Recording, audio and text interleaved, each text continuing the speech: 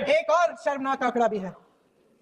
1.4 लाख करोड़ रुपया हमारा पूरा एजुकेशन बजट और 16 लाख करोड़ रुपए जो मौजूदा सरकार ने बड़े उद्योगपतियों के लोन माफ किए हैं। अस्पताल में उस छात्रा की मां का विश्वास पूरे सिस्टम से हट गया है।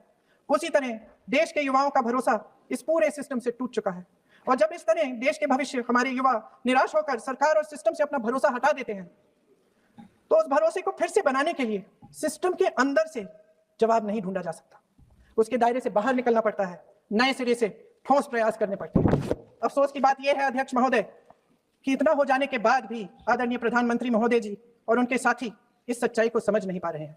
वे अभी भी ये सोच रहे हैं कि पीआर, नैरेटिव चेंज और पालतू मीडिया के सहारे एक बार फिर उनकी नैया पार हो जाएगी।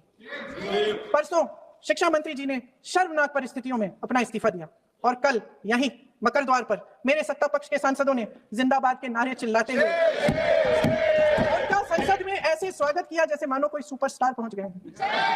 विडंबना देखिए महोदय, जब भूतपूर्व शिक्षा मंत्री को मुकुट पहनाया जा रहा था, स्वागत हो रहा था उनका, तब महाराष्ट्र में एक परिवार पेपर लीक पीड़ित अपनी बेटी की शोक मना रहा था।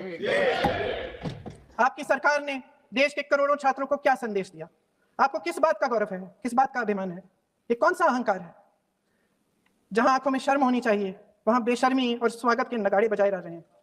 एक तरफ मातम है, दुख है, यहां फूल माला डाल रहे हैं।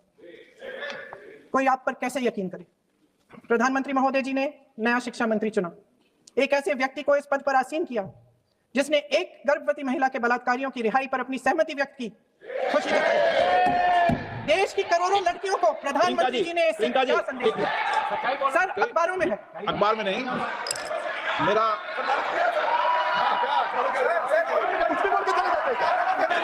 अध्यक्ष महोदय जी, जो श्रीमती प्रियंका वाड्रा गांधी जी बोल रही थी, तो बीच में उनके वहां से भी टोका टोकी पहले भी हुए, हमारे यहाँ से भी हुए थे। अभी हम लोग तो शांति से सुन रहे हैं, लेकिन जो अभी अभी हमारे वर्तमान नए शिक्षा मंत्री की जो उन्होंने टिप्पणी की, कैरेक्टर असैसिनेशन है एक तरीके से संसद में, और इस तरीके के भाषा हम उम्मीद नहीं करते हैं।